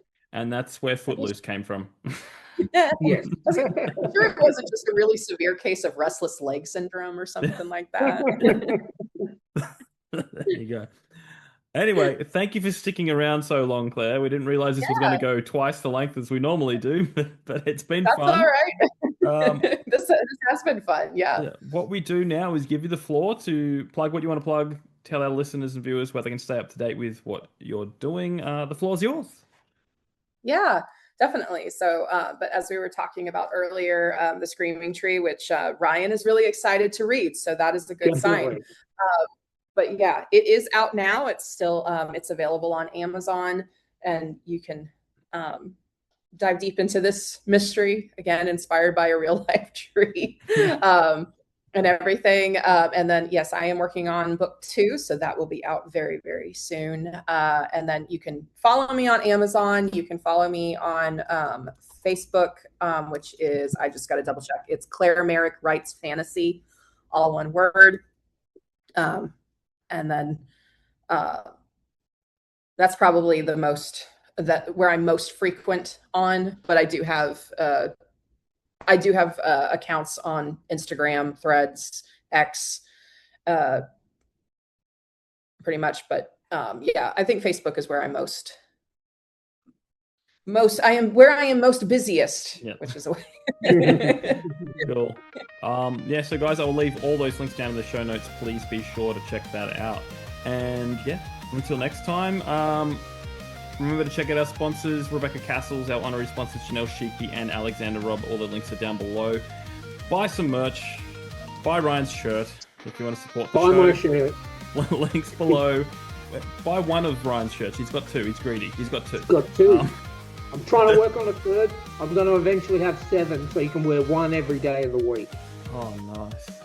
If you're a true fan. If you're a true fan. Cool. All right, guys. Until next time, keep supporting those indie authors, and we'll catch you on the next episode.